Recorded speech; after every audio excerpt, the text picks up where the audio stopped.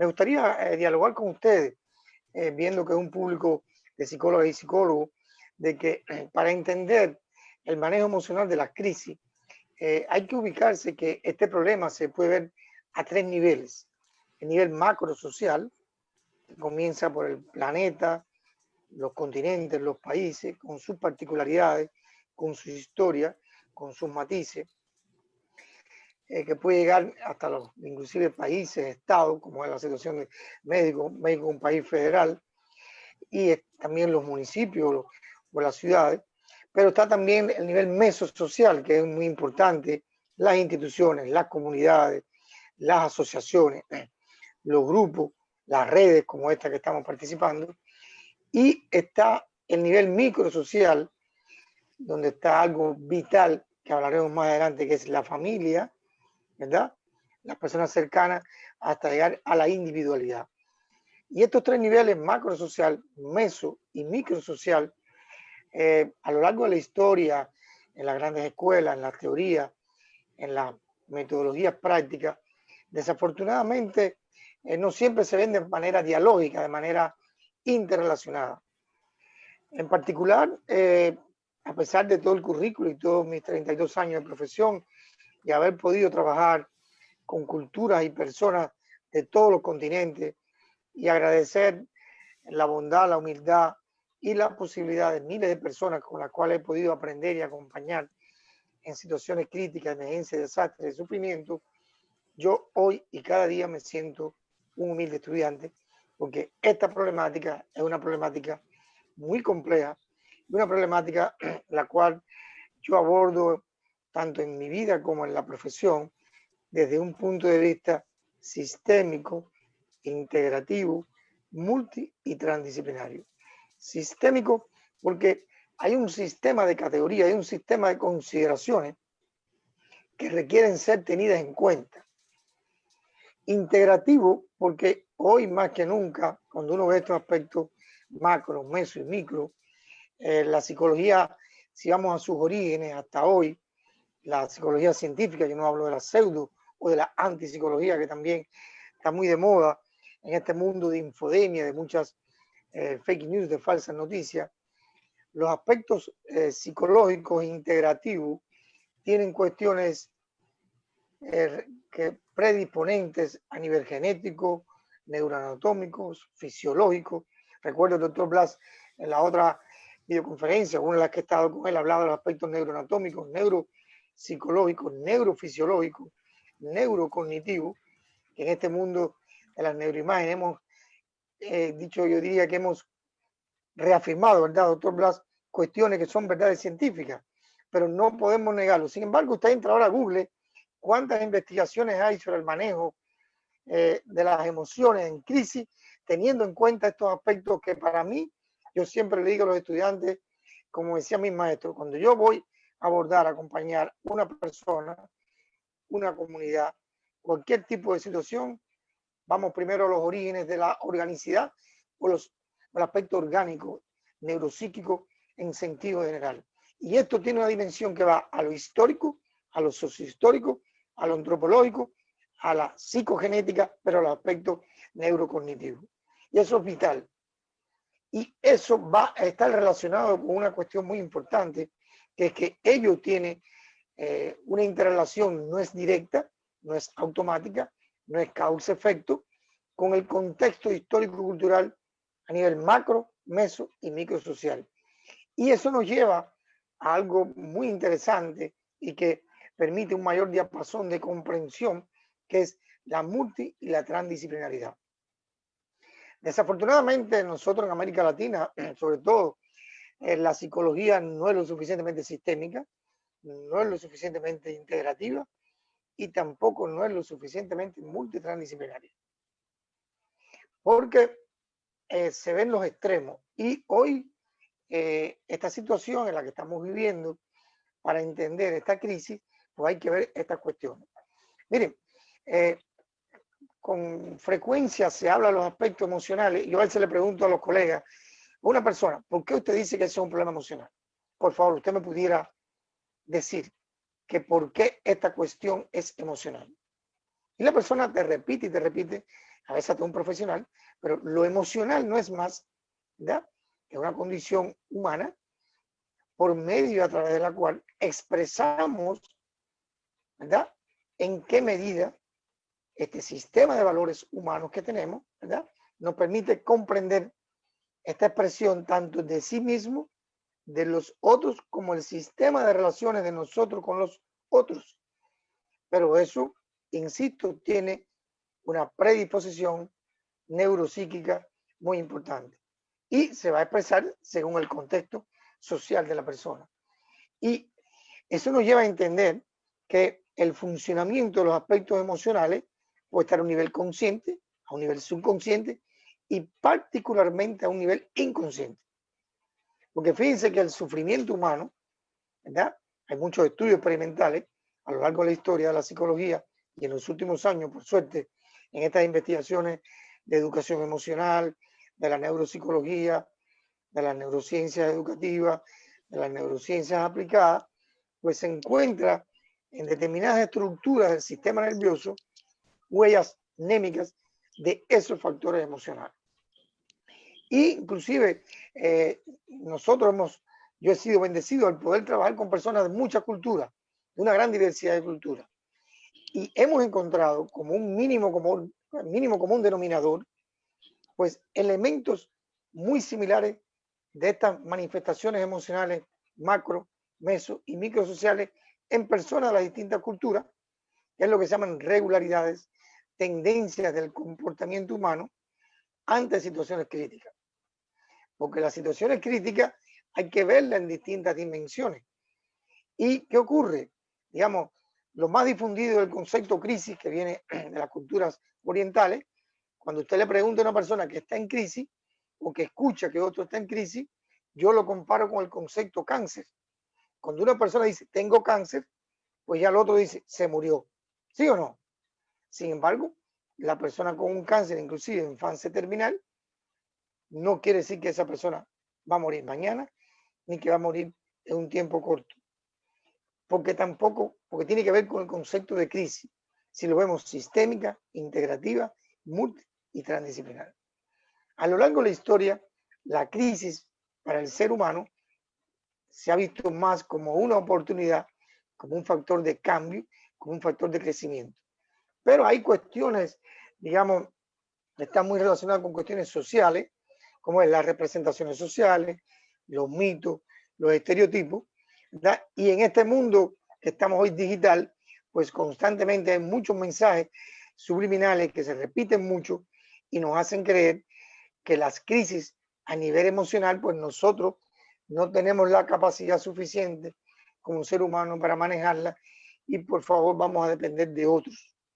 Y aquí están los dos grandes enfoques que la psicología, la sociología y otras ciencias sociales y humanísticas, ¿verdad?, han trabajado y siguen trabajando, que es, por un lado, la comprensión de que las crisis prepondera los factores de riesgo, las vulnerabilidades, la propensión al daño, esa amenaza. Y otros investigadores dicen, lo más importante son los llamados factores protectores y la resiliencia humana. Pero miren, ambos enfoques no son como el día y la noche. Ambos enfoques no es que uno es bueno y otro es malo, no es que uno es mayor y uno menor. Los dos enfoques es, como diría un neuropsicólogo, si usted fuera ambidiestro, es la compenetración, la combinación y el enriquecimiento mutuo de uno y el otro. Y para entender el manejo emocional de la crisis, cualquier profesional o investigador debe entender que eventos, personas y el entorno, para poderlo comprender, esas manifestaciones de lo emocional, la emocionabilidad, como la expresión de la comprensión de sí mismo, del entorno y de estos sistemas de relaciones, que sabemos la psicóloga y psicólogos que es más indirecto y simbólico que explícito, ¿verdad? Por eso es como yo aprendí hace unos años, sobre todo de socorristas voluntarios de la Cruz Roja, es como el iceberg. Hay una punta del iceberg, pero esa no es la emoción en sí. Esa es una de las tantas expresiones que tiene esta situación crítica que está afrontando una persona, una familia, una comunidad hoy está afrontando el mundo. Y nosotros, para lograr un manejo psicológico de esta crisis, de la emoción, hay que entender que la emoción no es una mera expresión. Y la emoción, digamos, hay un autor colombiano que es de origen argentino, pero que también vive en España, está en México, muchos lo deben haber leído, que es Walter Rizzo, ¿ya? Y Walter Rizzo, a mí me gusta mucho su descripción, inclusive sus experimentos, desde la fue psicoanalista, desde la neuropsicología, cómo le explica que las emociones tienen un fuerte componente cognitivo. ¿Por qué? Y ese componente cognitivo tiene un fuerte peso neuropsíquico. Sin embargo, digamos, muchas veces la persona escucha a una persona con una situación emocional y se queda en la punta del iceberg, le ofrece una receta psicoterapéutica, otros le ofrecen un medicamento y se piensan que con eso la persona va a resolver. Sabemos que no es así. Y las prácticas psicológicas basadas en la evidencia, las investigaciones de muchas personas en los últimos años, pues han demostrado que se requiere ir más allá. Por lo tanto, esta emoción que se expresa con una predisposición neuropsíquica en un contexto sociohistórico a nivel macro, meso o microsocial, pues hay que comprender sus aspectos cognitivos, ¿verdad? Cómo esos aspectos cognitivos condicionan, favorecen o agravan, ¿verdad? Esa emocionabilidad está a nivel del sistema de relaciones sociales, ¿verdad? Lo que se llama la actividad conativa de interacción. Si vemos las emociones como un aspecto multifacético de la complejidad con los componentes cognitivos, los componentes conativos a nivel consciente, subconsciente o inconsciente, ¿por qué tiene gran actualidad hoy? Tiene gran actualidad hoy porque en la época de la pandemia de la COVID-19, el planeta Tierra, ¿verdad? Ha sido, yo diría, ha recibido un llamado de atención. Es como un terremoto que en México está aventando, ¿verdad? Se movió el piso de las personas, se movió lo que sería el sostén y el planeta Tierra está inmerso en una gran incertidumbre, en una gran crisis financiera, sanitaria, económica, humanitaria y por lo tanto una crisis existencial. Y de ahí que haya hoy miles de publicaciones online, muchos proyectos, unos más serios que otros, unos más profundos que otros, pero todos tratando de explicar qué cambió, qué está cambiando y qué cambiará para unos años o para siempre en la emocionabilidad de los seres humanos, de las instituciones y de todo lo que convivimos en el planeta Tierra. Por lo tanto, mi comprensión de estas crisis emocionales, lo primero que hay que ver es que estas crisis emocionales son inherentes y forman parte del ciclo vital tanto de las personas, de la familia, de las instituciones y también de la historia, porque a lo largo de la historia hay distintos ciclos, hay distintas etapas. Y por eso es que estos grandes desastres acontecen cada X cantidad de tiempo y la mayoría de ellos más o menos en un periodo de cada 100 años. Si recuerdan, a principios del siglo XX, también una gran pandemia, lo que se llamó la gripe española, ¿verdad? Y así a lo largo de la historia.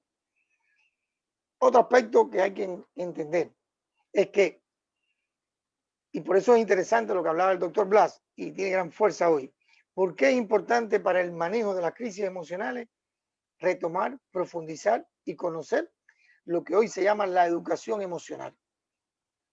Porque la educación, diría yo, o los componentes psicológicos de la educación han prevalecido más aspectos, yo diría, desde el punto de vista de cantidad del conocimiento, de diversidad del conocimiento, y hoy el llamado de atención es que la educación, la formación, la capacitación, inclusive los programas de prevención y de promoción de salud, no pueden ser solamente hacia lo informativo, hacia lo cognitivo, tienen que incluir aspectos que vayan a lo vivencial y al manejo de las emociones. Y emociones sabemos que hay positivas, ¿ya? Por ejemplo, la felicidad, el amor, hay negativas, la ansiedad, la angustia, la tristeza, la depresión, muy importante hoy la ira, que puede llegar hacia la agresividad o la violencia física, psicológica, de género, sexual, etcétera, etcétera. Y también hay momentos que es muy difícil, y eso está condicionado en una cultura diferente a la otra. Ustedes en México lo saben porque es un país que tiene una vasta, amplia cultura histórica y cultural, muchas etnias que han sobrevivido a muchas agresiones y a muchas crisis. Y si usted va a una etnia determinada en México o en cualquier parte del mundo, usted puede tener mayor dominio y conocimiento teórico del comportamiento humano y de las crisis emocionales. Pero si usted no conoce la emocionabilidad de ese contexto, su valoración va a ser siempre o subvaloración o sobrevaloración. Su manejo profesional ya éticamente es cuestionable. Y usted puede dominar todas las técnicas, pero sus técnicas no van a tener ni eficiencia, ni eficacia, ni pertinencia, y sobre todo no van a ser adecuadas, ¿verdad?, para esa población. Porque usted va a estar trabajando como el que está, digamos, caminando en un cuarto oscuro sin conocer ese lugar. Entonces, vimos los orígenes de este tema, vimos las distintas comprensiones que enfatizan lo sistémico, integrativo, multitransdisciplinario, las distintas cuestiones como nosotros comprendemos la emocionalidad y la crisis, y eso nos lleva también a otro elemento que es muy conocido, digamos que en el desarrollo del individuo, como en el desarrollo de los grupos, de la pareja, de la familia, de las sociedades, hay crisis que tienen que ver con lo interno, con los procesos formativos, ¿verdad?, que son además crisis normativas, y hay crisis paranormativas, que son crisis que tienen que ver con fenómenos emergentes, reactivos, como es el caso de las situaciones de desastre. Y las situaciones de desastre acontecen y ocurren de forma emergente, ellas van a influenciar directa e indirectamente en la expresión emocional, macro, meso y microsocial de los individuos, de todas estas cuestiones.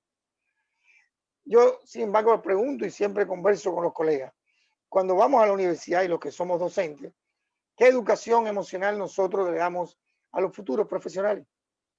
Principalmente una educación emocional basada en las emociones negativas y en el abordaje de una persona, de una familia, de un grupo. ¿Qué está ocurriendo hoy en esta crisis de la pandemia? Que la educación emocional que se requiere, la preparación emocional que se requiere por los profesionales y sobre todo por las personas, es una educación emocional para lograr en el menor periodo de tiempo una contención adecuada que permita la readaptación, ¿verdad?, la rediseño de nuestros sistemas de afrontamiento, tanto a esos factores de riesgo y vulnerabilidad como cómo vamos a activar, multiplicar y potenciar esos factores protectores. De hecho, digamos, hoy los estudios que se están haciendo en el mundo, y pueden ver las publicaciones que han habido de China, de Europa y en América Latina, en los primeros momentos la mayor cantidad de publicaciones era sobre los aspectos de los riesgos y las amenazas, ¿sí o no? Sin embargo, si comienzan a ver las publicaciones, sobre todo a partir de mayo y junio, pues ya se habla más de esta potencialidad que tiene la cultura humana y que tienen los grupos humanos para activar esa educación emocional, este control emocional, ¿verdad? Y cómo nosotros podemos activar los distintos factores protectores que tienen las personas, las instituciones, la familia, para que la resiliencia sea como un catalizador que permita readaptarse.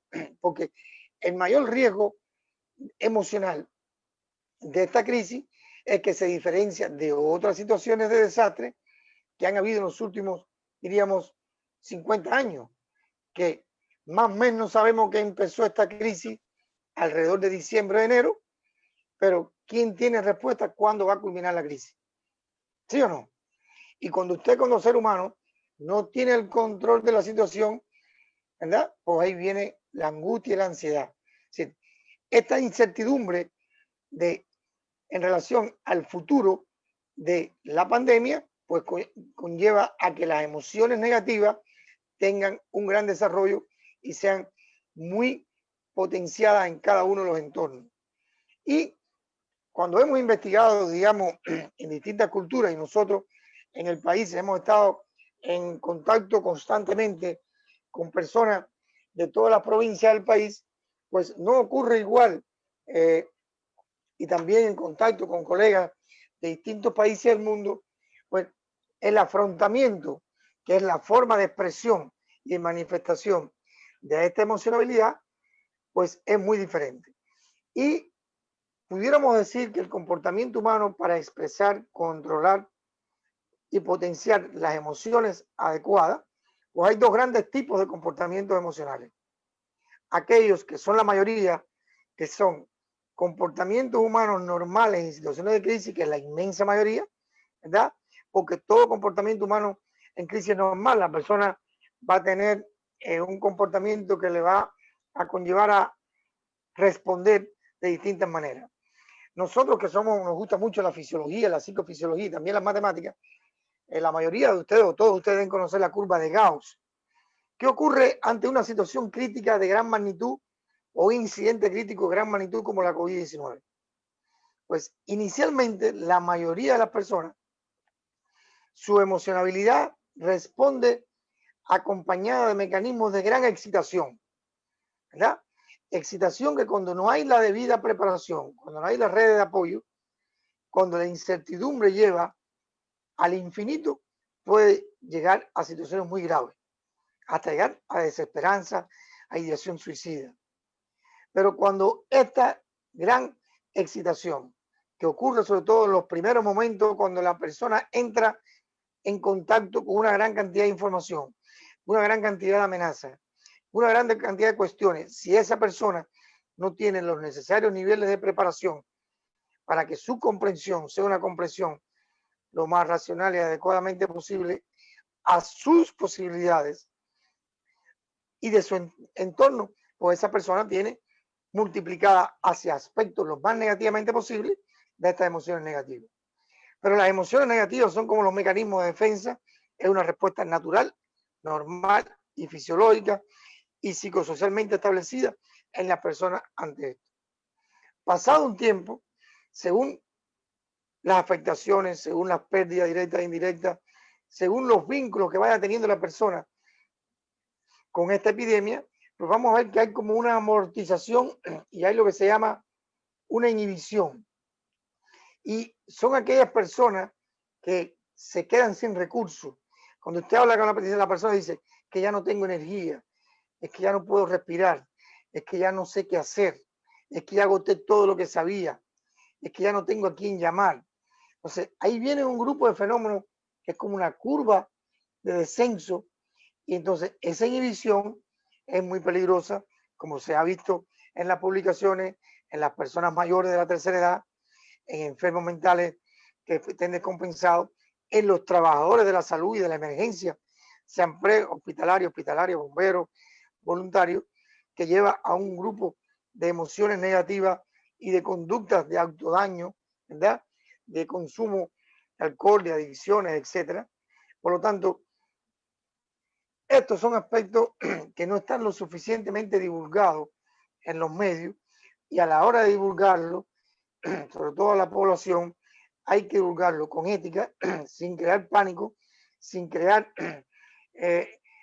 exacerbar cuestiones que las personas no puedan entender. La persona puede tener las dos manifestaciones, o esa activación hacia la cooperación o esa inhibición. Así que los dos son comportamientos normales que van a depender del conocimiento previo del evento, de la preparación que tiene el individuo y sus redes de apoyo para afrontar ese evento y las interacciones. Es por eso que es importante en estas situaciones de crisis el enfoque sistémico, multi y transdisciplinario, porque de lo contrario usted va a tener una comprensión y un abordaje de estas manifestaciones emocionales siguiendo el clásico enfoque psicopatológico que respeto mucho, pero el enfoque psicopatológico clásico lo que busca es una impresión diagnóstica y a esa impresión diagnóstica ajustarla según una sintomatología clínica o psicológica, generalmente con mayor peso de lo clínico, con menos peso de lo psicológico. porque estas manifestaciones emocionales negativas no siempre llegan a generar y desarrollar lo que se describe como el psicotrauma. Y eso lo podemos ver hoy, y ustedes seguro en su práctica, en sus experiencias profesionales, ahí en sus comunidades y en su familia, están viendo que hay muchas personas emocionalmente preocupadas y ocupadas, pero no hay ese alto índice de psicotrauma que describen algunas investigaciones psicopatológicas que no tienen en cuenta estos otros aspectos. ¿Cuál sería la otra área a dialogar en el día de hoy? Bueno, como decía el doctor Blas, ¿qué podemos hacer? ¿Cómo nosotros podemos generar, difundir, compartir herramientas?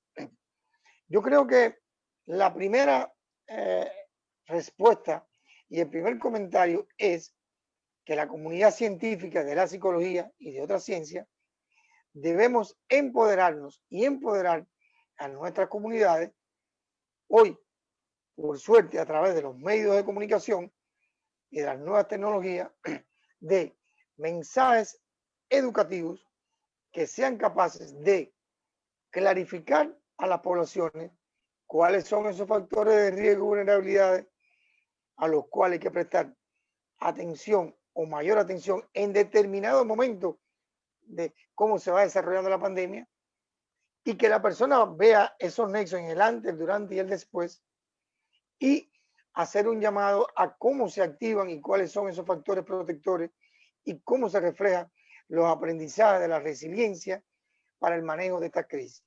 Por lo tanto, información, comunicación, difusión es un elemento protector muy importante. Ahora, si ya vamos a las herramientas que nosotros como profesionales utilizamos, aquí hay un gran dilema. Hoy, la COVID-19, ¿cuál es la primera recomendación de las autoridades sanitarias en el mundo entero? Según la etapa que se encuentra el país, ¿verdad? Mayor o menor distanciamiento, mayor o menor confinamiento y aislamiento. Y entonces, ¿cómo vamos nosotros a atender a las personas? ¿Cómo le vamos a ofrecer las herramientas? Si la persona no puede ir al consultorio, no puede ir a la institución de salud, digamos. Y ahí la psicología, por suerte, en los últimos años, México, en particular la UNAM y otras universidades, sé que el Centro de Salud de la Universidad de Guadalajara también, comenzó a trabajar en metodologías de la telepsicología, la telesalud, si lo que es el trabajo de acompañamiento psicológico y social para la contención, el manejo, ¿verdad? Y el cambio necesario de las emociones negativas que van siendo dañinas, que van siendo con tendencias o no a lo psicotraumático, pero que de un modo u otro generan daño, generan pérdidas psicológicas y sociales, sobre todo en el tejido de la subjetividad humana, pues nosotros durante años generalmente nos preparamos para que la persona se considerara un paciente, un cliente. Hoy, en el mundo, según las estadísticas, hay más de 17 millones de personas, ¿sí o no?, con COVID-19. Y en América Latina, más del 50%. El número de muertos es inmenso. Sabemos por las leyes de la sociología y de otras que por una persona con un problema o enfermo, más o menos 5 personas van a estar relacionadas. Y peor aún, por una persona que muere por la COVID-19, que no se puede cumplir todos aquellos rituales y procesos establecidos en la cultura. Y si alguien sabe de la tanatología y de los aspectos psicológicos de la muerte, del dolor y el luto en México, ¿verdad? ¿Cuántas personas quedarían potencialmente afectadas emocionalmente de aquellas personas que murieron y que en paz descanse en cada uno de nuestros países? ¿Sí o no?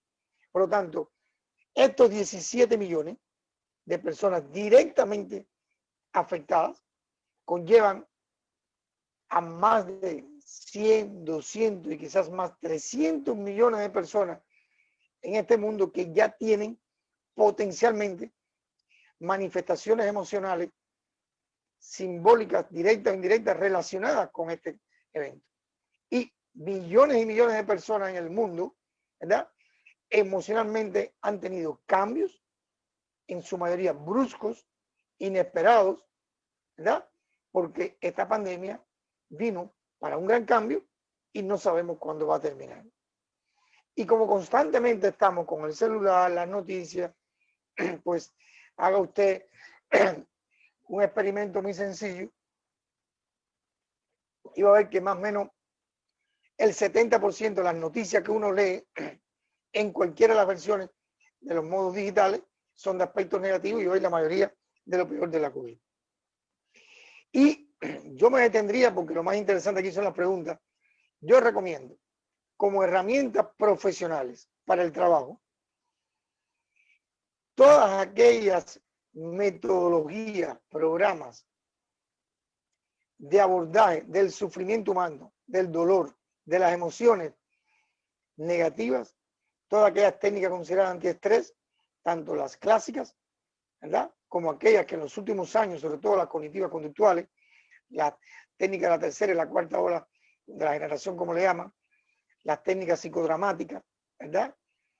Todas las manifestaciones de la cultura según el lugar donde se encuentre, y algunas que también ha desarrollado la psicotraumatología, tanto para los equipos de primera respuesta, para los profesionales de la salud, para los profesionales de la educación, para los medios de comunicación, como para las comunidades.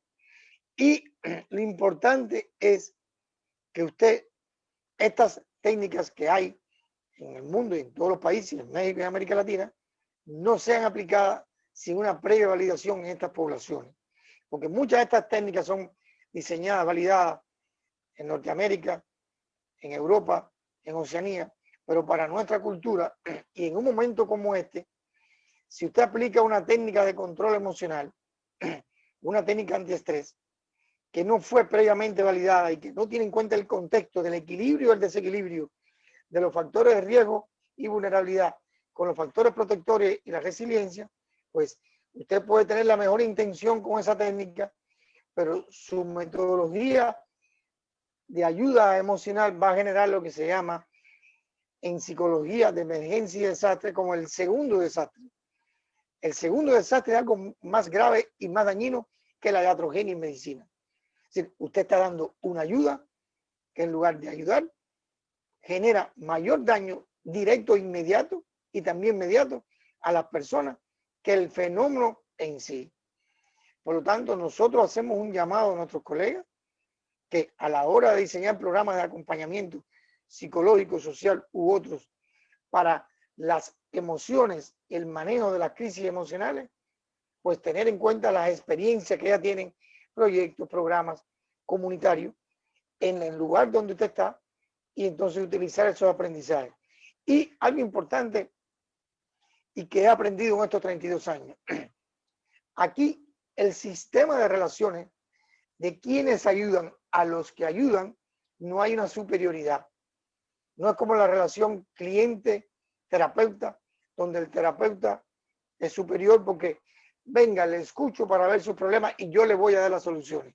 Aquí, tanto los que ayudan como los que van a ser ayudados están en situaciones de crisis emocionales.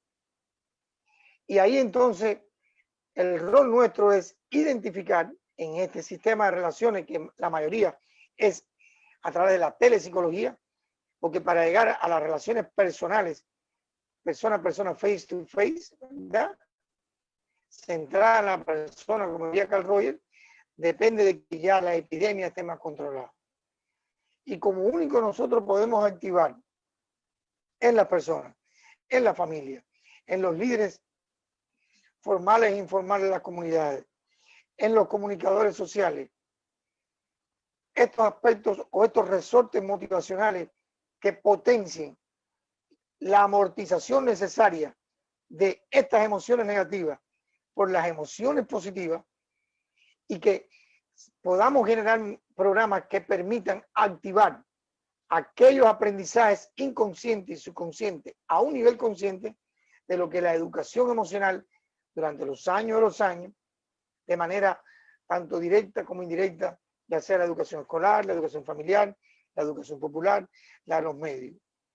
Y hoy digamos, cuando usted hace un análisis a nivel mundial y de los países y de las comunidades que usted conocen, que están trabajando, que ayudan, que apoyan, con las cuales interactúan por teléfono, pues ustedes van a ver que donde mayor presencia y mayor tendencia hacia los fenómenos más graves de emociones negativas y dañinas es en aquellos donde hay una negación, donde se minimiza la importancia, la necesidad de la preparación en educación de aspectos emocionales, sistémicos, integrativos, multitransdisciplinarios, que comienza por los profesionales, porque muchos profesionales quieren ofrecer mensajes a la población, como decimos nosotros acá en Cuba, en el lenguaje PowerPoint, ¿sí? Con frases muy tecnológicas, tecnocráticas y académicas. Y nosotros tenemos que ofrecer mensajes donde se vean cuáles son estos aspectos cognitivos, ya sea la sensor-percepción, aspectos atencionales de la memoria, del pensamiento, de los procesos cognitivos, y cómo los aspectos emocionales llegan al nivel de los afectos, a la afectividad humana adecuada, inclusive en personas con un gran sufrimiento, pero que las personas logran una contención, y es lo que se llama la capacidad humana de readaptación. Y precisamente yo diría que la ventaja que han tenido y que siguen teniendo estas metodologías de técnicas antiestrés, ya sean las cognitivas conductuales, las técnicas psicoterapéuticas, el psicodrama, ¿verdad? Y una amplia gama de técnicas, digamos, como el mindfulness y otros, pues precisamente de que la esencia es en el mayor, diría yo, nivel posible, potenciar en la persona, que la persona tenga una adecuada autovaloración más de su potencialidad que de sus posibles daños. Porque la psicología por años lo que potenció fue hacia el daño, hacia lo negativo, pero desde hace unos años para acá, por suerte, se potencia lo positivo, lo aprendido, el crecimiento humano, ¿verdad? Lo salutogénico, la espiritualidad y esa característica que tiene el ser humano, ¿verdad? De asumir la crisis como una oportunidad de cambio, de aprendizaje, y por muy grave y compleja que sea, como lo que está ocurriendo hoy en la COVID-19, ¿verdad?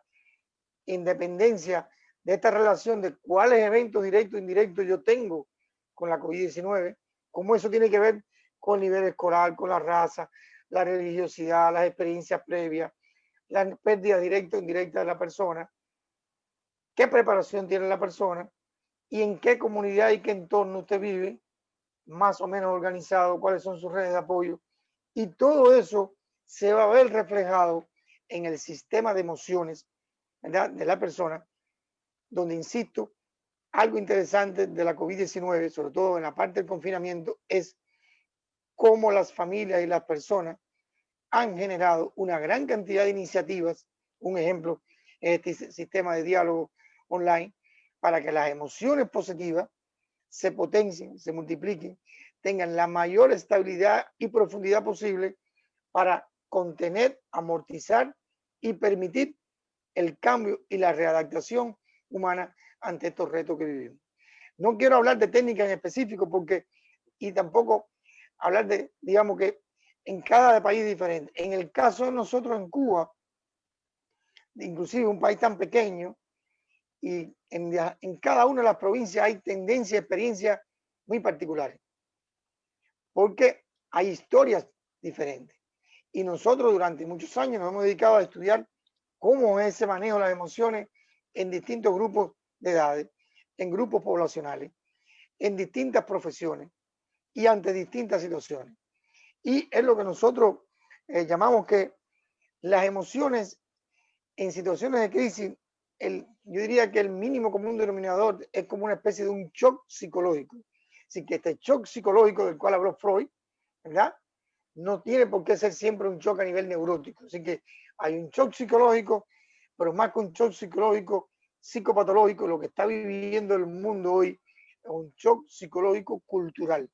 Son cambios a nivel de la convivencia, cambios sustanciales de la emocionabilidad en la vida cotidiana.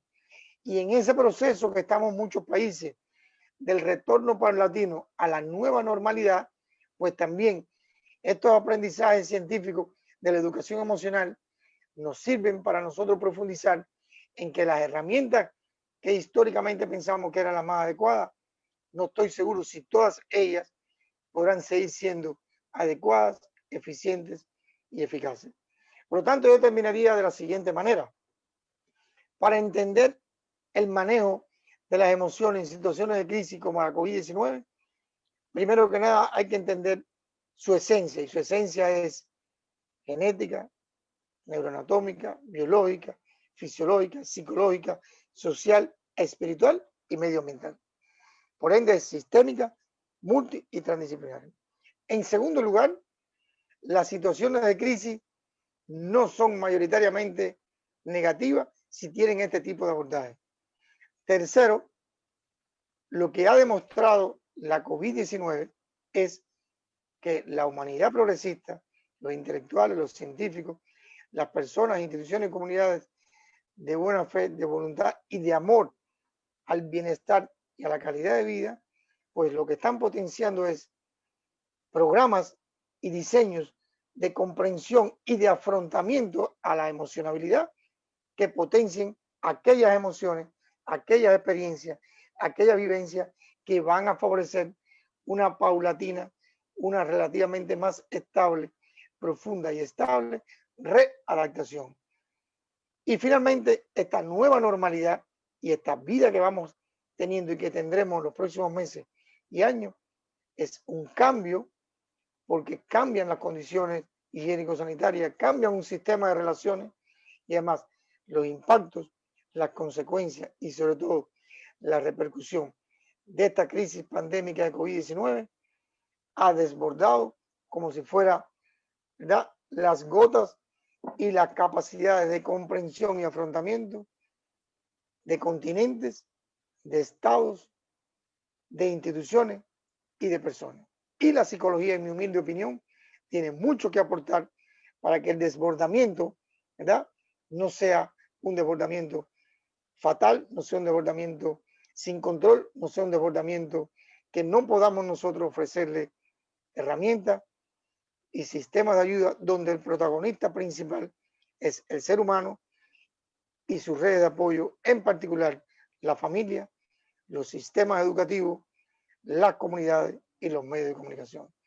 Y terminaría diciendo que tenemos la obligación ética, humana y profesional de profundizar más en los aspectos emocionales en los tiempos de la COVID-19, porque en los próximos meses en cada uno de nuestros países se va a requerir de la activación, de la difusión, de la supervisión y acompañamiento de lecciones aprendidas que potencien precisamente esta emocionalidad salutogénica, positiva, optimista, pero realista, teniendo en cuenta cada uno de estos aspectos. Esto es lo que he querido conversar con ustedes porque en función de la pregunta podemos ya dar respuestas, pero cuando me preparaba para la conferencia leí muchos materiales, muchas noticias, muchos artículos y creo que me sentía muy, diría, optimista porque veo que hay muchas personas e instituciones preocupadas y ocupadas en entender la emoción humana y las emociones cómo cambian, se modifican, pero también cómo se crecen y cómo aportan a la calidad y el bienestar humano, aún en los más difíciles momentos. Y también cómo la psicología como ciencia y profesión, unido a otras profesiones, a otros gremios, a las políticas públicas, a organizaciones e instituciones, están generando lo que se llama una red de redes, igual que son las redes neuronales, que son miles de miles, para darle al acompañamiento a nuestra población que requiere en este momento. Muchas gracias. Doctora Alexis, muchas gracias por esta exposición. Excelente todo esto que usted nos ha comentado. Y pues tenemos aquí, además de psicólogos, tenemos otras profesiones aquí en este espacio y tenemos bastantes personas, servidores públicos de diferentes instituciones que están precisamente, como dice usted, muy interesados en saber qué hacer en este tema que, como ya bien lo comenta, pues es un tema de incertidumbre para todos, para cualquier profesión que nos enfrentamos con el trabajo del día a día. Y bueno, pues vamos a pasar al tema de las preguntas y bueno, pues quiero decirles a todos que vayan generando a través de este chat o a través de la página de Facebook. Ahora sí que aprovechemos esta presencia de este maestro tan experto en el tema de crisis emocional y bueno, pues todo un doctor en psicología. Doctor, una de las primeras preguntas que nos hacen aquí es, ¿cómo está enfrentando su país este tema de la pandemia? Y creo que se refieren también mucho al tema emocional. ¿Qué se está haciendo? ¿Cómo lo están pasando? Bueno, en Cuba los primeros casos de COVID-19 fueron el 11 de marzo. El pico mayor fue en el mes de abril. Hoy el país está en lo que se llama un retorno a la normalidad en 3 etapas. La capital está en la etapa 1 porque todavía la situación es compleja. En el resto del país están en fase 2 o 3. Hoy Cuba tiene 2.608 casos diagnosticados con la COVID-19. Hay apenas 89 muertos, que lo sentimos mucho, pero no ha muerto un niño, no ha muerto un trabajador de la salud. Y la cuestión emocional, cubanas y cubanos, como es lógico, hay incertidumbre, hay ansiedad, hay angustia, pero digamos en estudios que se están haciendo no ha aumentado ni la tasa de suicidio ni cuestiones graves desde el punto de vista psicopatológico, porque un factor protector importante que ha habido es que hay un sistema de defensa civil, un sistema de políticas públicas de preparación para situaciones de desastre, en particular de origen sanitario, y hay muy buenos sistemas informativos donde los profesionales, los llamados profesionales autorizados, pues digamos a las 9 de la mañana todos los días una conferencia de prensa. Hay varios programas de la televisión, la radio y la prensa donde van los principales científicos. Todos los días, en la tarde, noche, pues la máxima dirección del país, el gobierno, a nivel nacional y de los territorios, pues se analizan las estadísticas, los números de ese lugar y del país. Y hay un gran debate nacional sobre las distintas estrategias. Nosotros, la comunidad científica, la Academia de Ciencias y en particular la psicología, pues formamos parte de este protocolo y se están haciendo estudios, digamos que vi que hay algunas preguntas de los niños diagnosticados, de los niños que perdieron familiares, de todas las, en Cuba se está haciendo un estudio del 100% de las personas que han sido enfermas con la COVID. Se han estudiado grupos de riesgo como trabajadoras de la salud, se han hecho trabajos en distintas áreas y las emociones en nuestro país han sido lo que yo llamaba las emociones normales en situaciones de desastre, ansiedad, angustia, incertidumbre, pero al existir voluntad política, al existir la posibilidad de libre acceso a los sistemas de salud y de seguridad social y todas las posibilidades por igualdad, según raza, género, lo que sea, de creencia, para todo, pues eso hace que esta emocionabilidad sea como el shock psicológico cultural, que no tenga una tendencia a lo que serían fenómenos psicopatológicos, sino que prevalezca lo que son las manifestaciones fisiológicas y normales de una situación de esta gran magnitud. Y he tenido la oportunidad de interactuar con profesionales de todo el país y he estado en muchos encuentros virtuales porque hubo mucho aislamiento. He revisado muchas investigaciones e informes y no hay un aumento de la psicopatología que pudiera decir que las personas están teniendo, diría, un sufrimiento humano más allá de el que debe tener la persona en estas situaciones. Porque, digamos, en cada uno de los países, esta incertidumbre que se está estudiando, en el caso nuestro, eso no. También nosotros, a través de las líneas de ayuda que hay de Telefónica, muchos programas de telepsicología, pues estamos dando lo que se llama orientación y acompañamiento psicosocial, al igual que lo hacen los juristas, los pedagogos y en particular todo el personal de la salud, que de hecho a las 9 de la noche siempre en todas las puertas de las casas y balcones, pues se da un aplauso para agradecer tanto al personal de la salud como de orden interior, de salvamento y rescate, todos los que están trabajando directamente. Así estamos en Cuba. Muchas gracias, doctor, por su respuesta. Y fíjese que tenemos una pregunta y un comentario que es muy común. Dice, nos dicen así, tenemos varias personas que coinciden con este comentario. Dice, en este momento se está generando una situación en el tema del duelo a raíz de que no se pueden despedir las personas que pierden un ser querido por COVID. ¿Qué está pasando en esta situación, doctor, cuando hoy no se puede despedir al paciente, a este familiar debido a que murió por COVID? Mira, ese es un tema, yo digo, muy sensible, muy ético, muy complejo. Digamos, en cada una de nuestras culturas existe una cultura del duelo. Digamos, la primera vez en los últimos años que se investigó esto fue cuando Hiroshima y Nagasaki, en Japón, ¿verdad? Y después volvió a verse cuando el tsunami en Asia, ¿se acuerdan? En diciembre del 2005. Y después tuve la oportunidad de estar en Haití con el terremoto. ¿Por qué pongo estos tres ejemplos? En aquel fueron millones de personas, ¿sí o no? En los tres, miles de personas. Hoy tiene un gran significado una persona por una familia como los miles en aquello. Porque algo, digamos, que yo he estudiado y he aprendido mucho de eminentes profesores tanatólogos mexicanos, es que la familia en una situación de crisis como esta requiere para la contención, la negociación, el acompañamiento lo más cercanamente posible. Inclusive por eso hay que besar el cuerpo, hay que vestirlo, hay que bañarlo, hay que a veces hasta que alimentarlo, hay que cantarle canciones, es decir, un grupo de rituales para que ese proceso que se le llama en desastre como el desprendimiento del alma al cuerpo, que va a la otra vida o según las creencias que tenga la persona, todas son creencias que hay que respetar, hoy es imposible. Inclusive, saben ustedes que hay un protocolo de la Organización Mundial de la Salud que la familia decide sí o no hacer autopsia a la persona.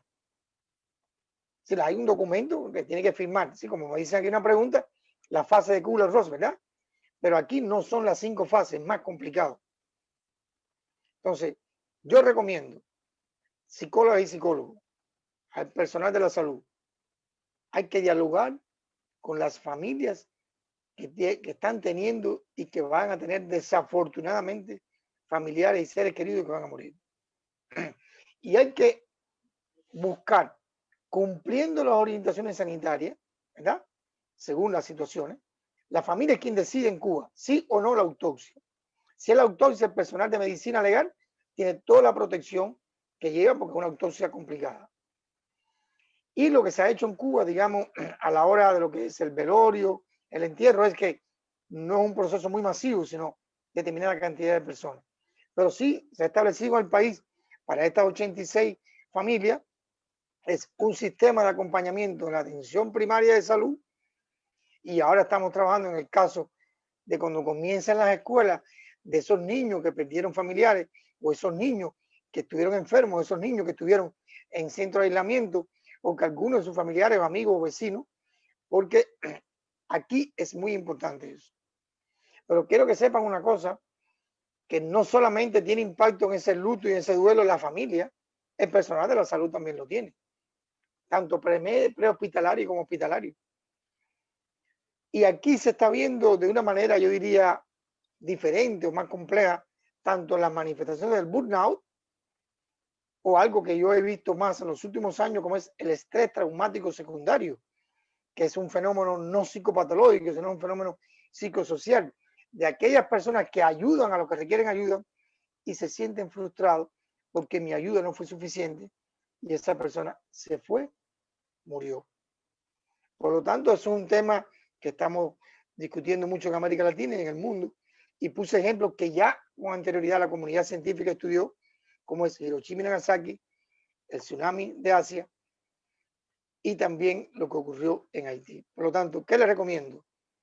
Que aquí no es Kubler-Ross automático, académico, no es una tanatología de una persona.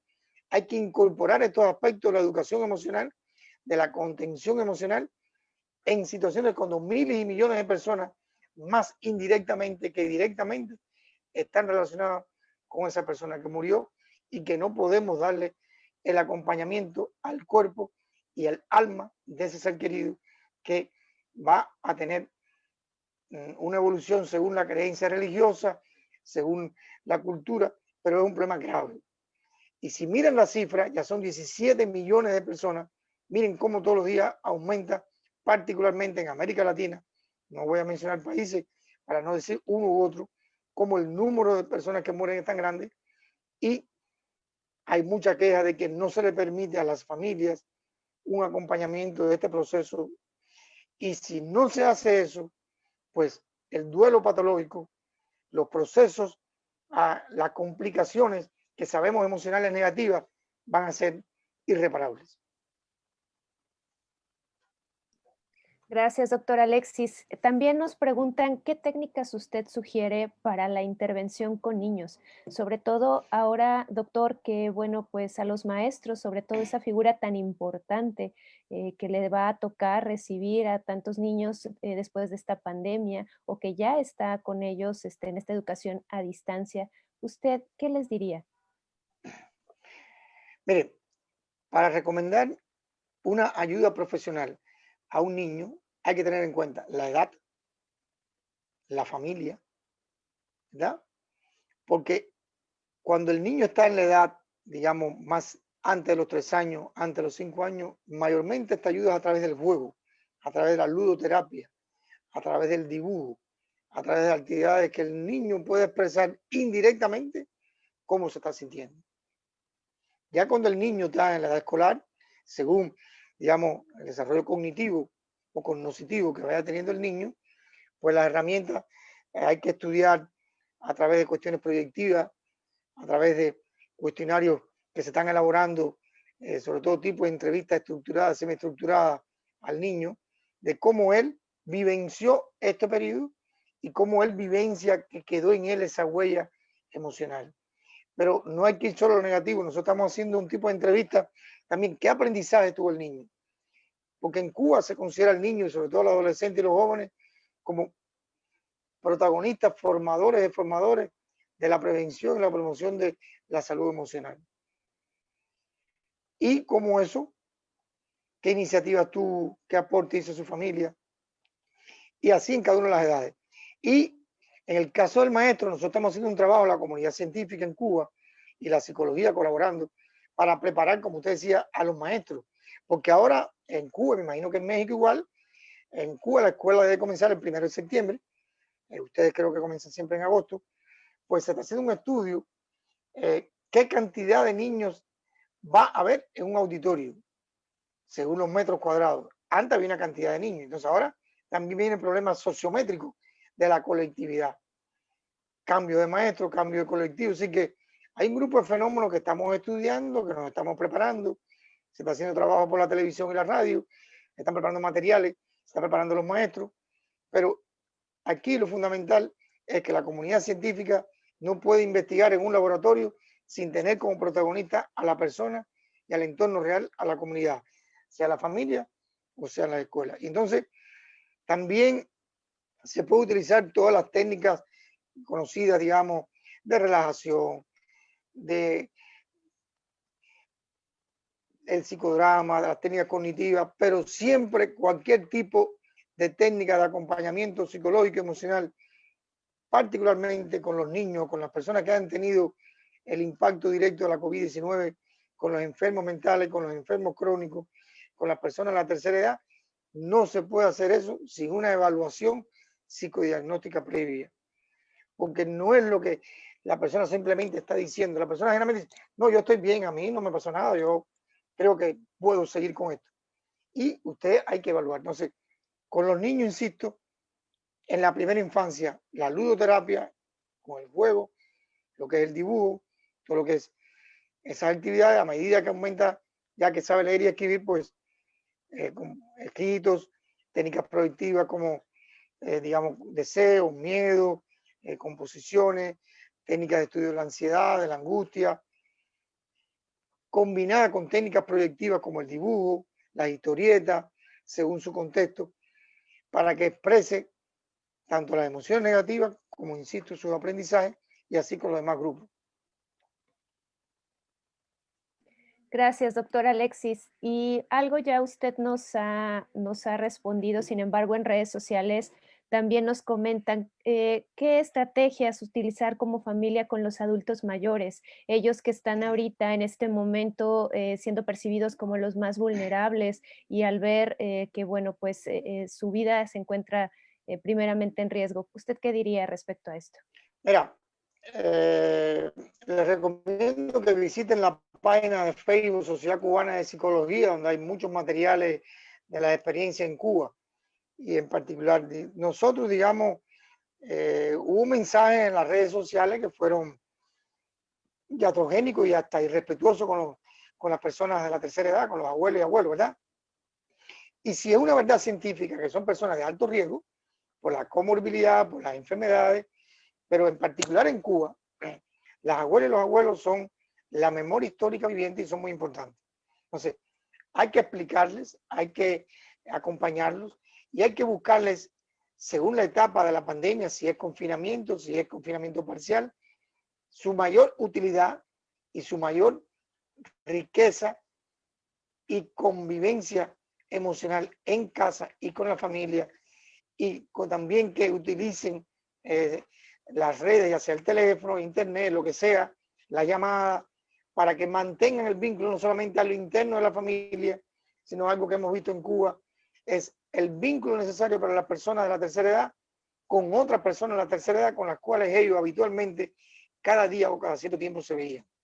Y eso en Cuba se está haciendo a través de distintos proyectos para que en Cuba la edad promedio está por los 77 años, casi el 22% de la población en Cuba es mayor de 65 años, así que es un número bastante alto, como pasa en casi América Latina, y eso se está trabajando con mucha fuerza en los medios y en los territorios, para que abuelas y abuelos no sean como un objeto que está almacenado, como una vez dijo una persona, encerrado y prisionero, no.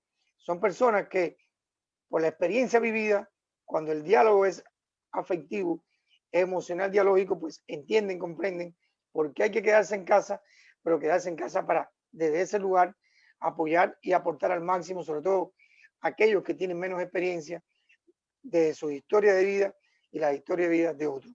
Y eso es un tema muy importante porque he leído reportes de que en algunos países ha aumentado el suicidio en personas de la tercera edad precisamente porque en el confinamiento ha habido maltrato, ha habido todo tipo de cuestiones negativas hacia su subjetividad y hacia su integridad. Eso es como un segundo desastre con abuelos y abuelos. Si abuelos y abuelos en nuestras casas, en nuestras comunidades, manteniendo la protección, tienen un rol protagónico, sepa usted, y está demostrado en Cuba y en el mundo, van a ser los principales promotores de salud y aquellos que pueden activar la verdadera educación emocional porque han vivido mucho más que nosotros y han estado en muchas crisis. Muchas gracias, doctor. Nos piden si por favor nos puede repetir la página de la Sociedad de Psicología, por favor. Usted pone en Facebook, dice Sociedad Cubana de Psicología y ahí la encuentra. Muchas gracias. Y también un último comentario, doctor, porque déjeme decirle que tenemos muchos comentarios, felicitaciones para usted desde muchos estados de la República Mexicana, agradeciéndole sus técnicas y todo este conocimiento que usted nos está compartiendo. Tenemos personas de Querétaro, la Ciudad de México, de Chihuahua, dándole el agradecimiento a todos. Tenemos aquí desde Colombia, Jimena nos dice aquí, excelentes comentarios y felicitaciones. Gracias, Patricia. Gracias a todos. Mire, se están dejando venir. Dice doctor desde Chiapas. Otra persona desde Colombia, Amada Romero. Muchas gracias por estar aquí presentes. Y por supuesto, personas de aquí del Ayuntamiento de Guadalajara, de muchas instituciones de nuestro municipio. Y mire, desde Manabí, Ecuador, no están ahorita están aquí presentes desde Las Vegas, están aquí en esta conferencia siguiendo al doctor Alexis. Y bueno, pues un último comentario, doctor, nos dicen aquí que si usted cree que esta pandemia pueda ser controlada y que no vaya a pasar como lo que pasó hace años con la fiebre española, que esto duró aproximadamente 2 años. ¿Usted qué opina? Mira, es una pregunta que me gusta mucho y la converso a diario con las personas. Yo, por mi formación familiar, soy optimista, realista. Hoy todo el mundo dice que mañana encuentren la vacuna, me vacuno y se terminó el problema. Yo le digo, eso no es así. Y yo pongo el ejemplo desafortunado de la epidemia VIH-Sida. ¿Sí o no? ¿Cuántos años tiene el VIH-Sida? Ha disminuido la mortalidad en el mundo, pero no la morbilidad. Entonces, yo pienso que la controlabilidad, la durabilidad o no en el tiempo de esta epidemia en relación a la gran epidemia de la fiebre, ¿verdad? Aquella española, va a depender primero de algo que dice todo el tiempo el presidente de la Organización Mundial de la Salud. Si no cooperamos, si no hay solidaridad, si no hay armonía entre los países en el mundo, esta epidemia nos va a hacer mucho daño.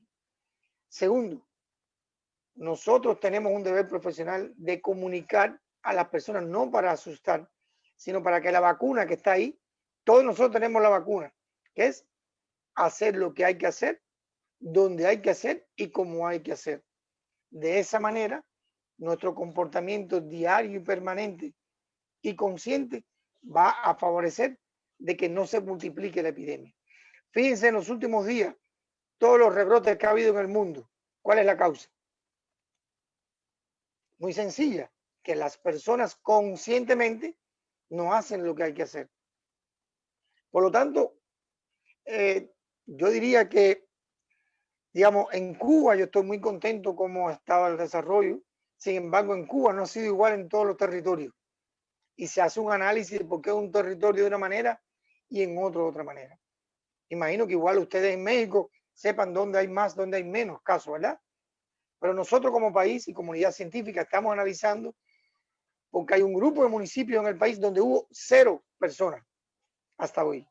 Nos estamos estudiando cuáles son aquellos factores humanos u otros que condicionan. Pero yo puedo resumir diciéndole a mis estimados colegas de México, Colombia, Ecuador, de todos los que estamos hoy aquí en este diálogo.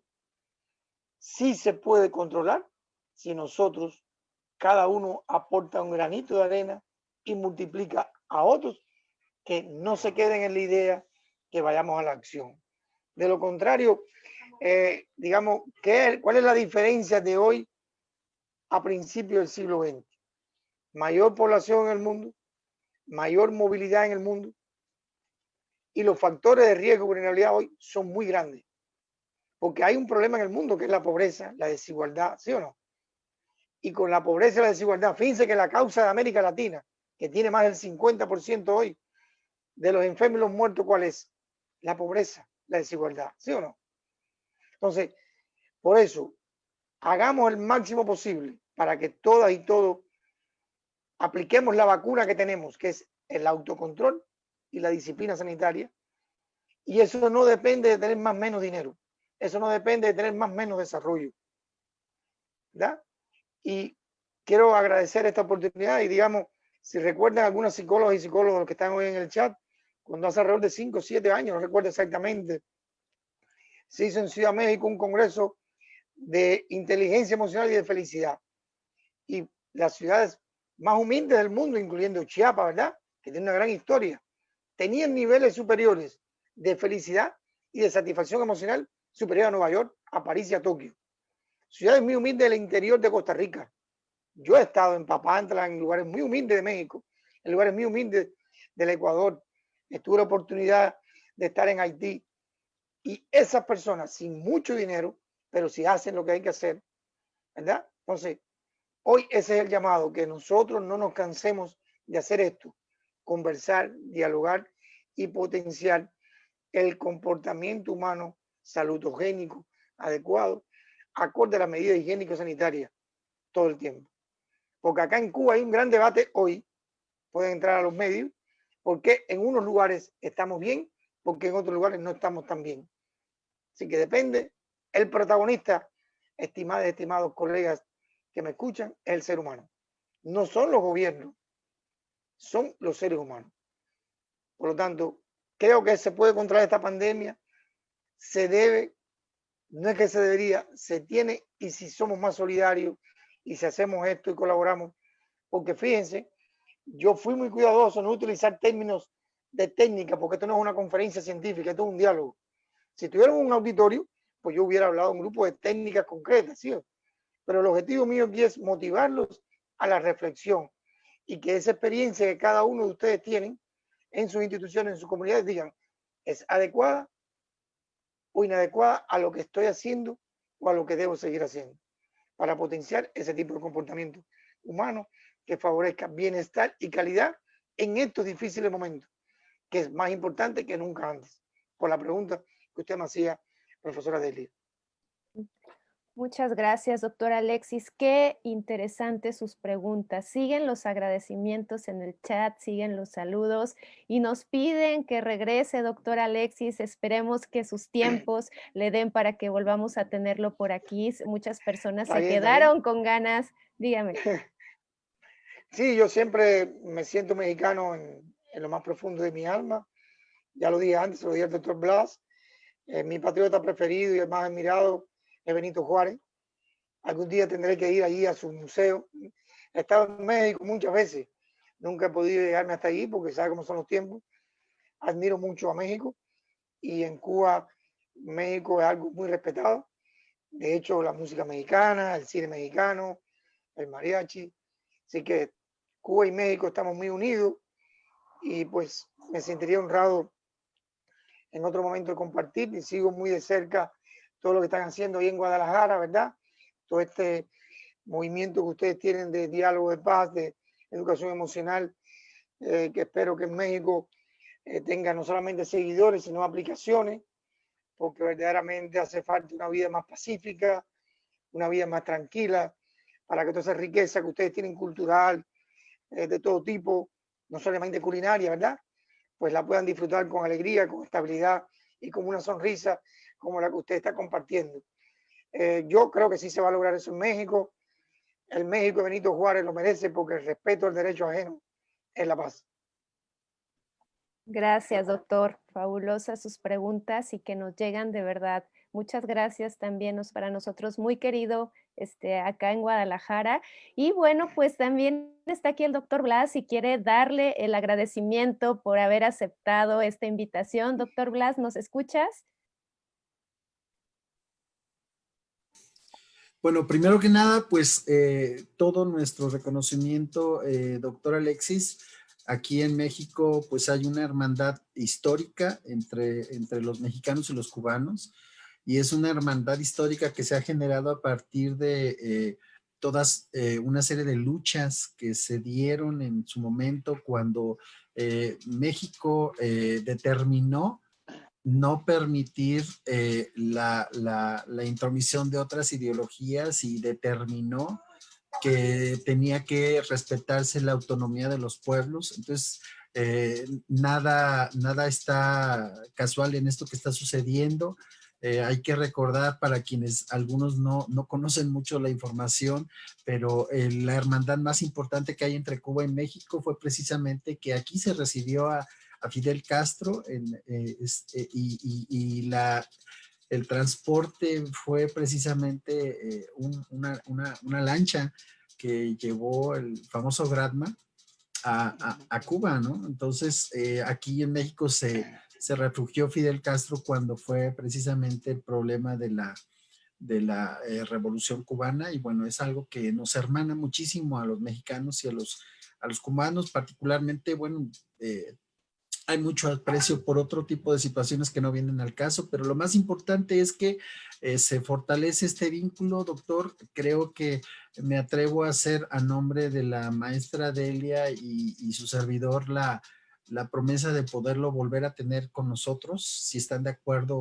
las personas que nos escuchan. Y bueno, particularmente yo quiero resumir este tema diciéndoles que creo que es claro que el mundo se transformó, y creo que es claro lo que acaba de decir el doctor. Ya no estamos ya las teorías disciplinares en donde si eras ingeniero tenías que estudiar pura ingeniería y si eras médico tenías que estudiar pura medicina.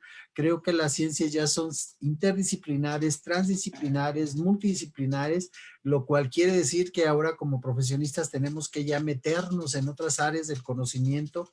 Los pensamientos cualitativos y los pensamientos cuantitativos tendrán que generar un híbrido epistemológico donde ya solamente el positivismo ya no tiene sentido de ser si no se entiende la naturaleza humana, si no vemos al ser humano y a las ciencias desde una perspectiva antropocéntrica, donde el ser humano debe ser el centro de todo estudio de las ciencias. Entonces, doctor, pues de antemano reitero, muchísimas gracias. El maestro Víctor Sánchez, quien es el autor intelectual de toda esta información, quien es el secretario general del ayuntamiento, a nombre del presidente municipal de Guadalajara, Ismael del Toro, quienes, hay que decirlo con mucho orgullo, tienen este tipo de voluntad para llevar la ciencia de la psicología a diferentes áreas, diferentes entornos y sobre todo impulsando programas que hay que decirlo, son únicos en la República, es decir, los programas de educación emocional, los programas de cultura de la paz, los programas de mediación de conflictos,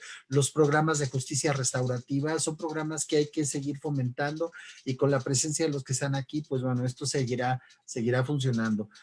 También el Colegio Estatal de Psicólogos en Intervención, doctor, le hace un patente reconocimiento por su labor.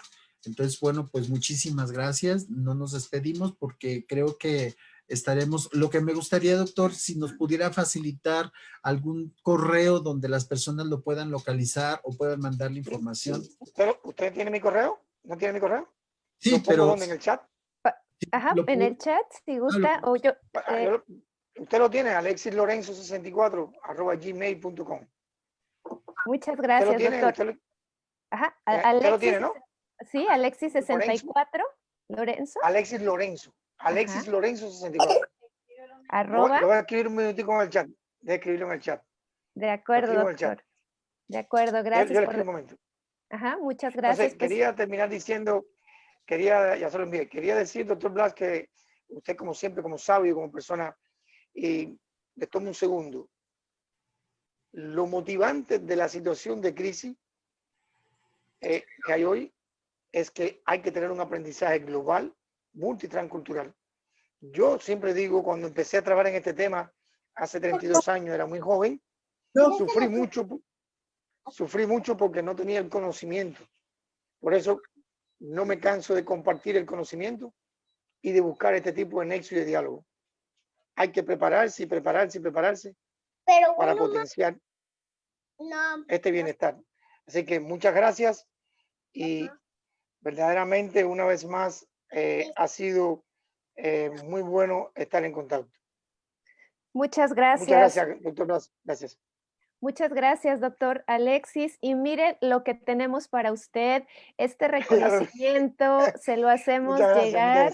Se lo hacemos llegar a nombre del maestro Ismael del Toro, presidente municipal del Ayuntamiento de Guadalajara, y el maestro Víctor Sánchez, secretario general del Ayuntamiento de Guadalajara, y dice así: el gobierno de Guadalajara, a través de la Secretaría General, otorga el presente reconocimiento al doctor Alexis Lorenzo Ruiz por su valiosa participación como ponente en la conferencia titulada Manejo de las crisis emocionales en tiempos de pandemia, Guadalajara, Jalisco, a 31 de julio 2020, y firman nuestro presidente municipal y secretario. Doctor Alexis, no nos queda más que nuevamente darle las gracias. Por su presencia. Le hacemos llegar su reconocimiento a través de su correo electrónico. Y gracias a todos ustedes que estuvieron aquí presentes en la plataforma, quienes nos siguieron a través de la página Guadalajara por la Paz. Recordarles que estamos en continuo trabajo, conferencias, talleres por parte del eje de educación emocional. Seguir al pendiente de las redes del maestro Víctor Sánchez, que es desde donde se publican estos eventos que vamos a tener. Muchas gracias a todos los presentes, gracias a los niños que también los escuchamos por ahí, escuchamos sus voces, gracias por acompañar a sus papás en esta conferencia. Doctor Alexis, muchas gracias. Gracias. Los niños y las mascotas, porque mis mascotas va y vienen también y participan, así que es la familia escuchando. Muchas gracias a todos. Saludos. Gracias, gracias. Muchas gracias a todos por su presencia. Muchas gracias. Gracias. Gracias. Gracias. Gracias, Gracias. Gaby, Gracias. gracias. Gracias. Gracias. Gracias. Gracias. Doctores, muchas Gracias. gracias por Buenas tardes. permitirnos Excelente. participar en sus videoconferencias, muy agradecidos desde Lima, Muchas Perú. gracias. Gracias. Gracias, saludos hasta Gracias. Lima. Gracias. Allá por Adiós, Lima, gracias. anduvimos allá Gracias. hace unos meses anduvimos. Sí, Felicidades. gracias. Doctora Sandra. Gracias. Gracias. Gracias.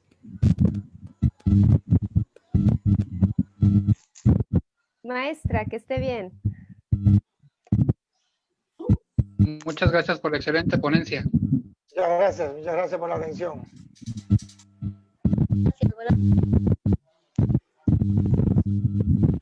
Doctor, con un aprecio muy especial y un agradecimiento por su ponencia tan clara, precisa, pertinente y pues la verdad es que nos deja con mucha claridad como la ruta para seguir y sobre todo me gustó el planteamiento de este comportamiento humano salutogénico y de esa práctica profesional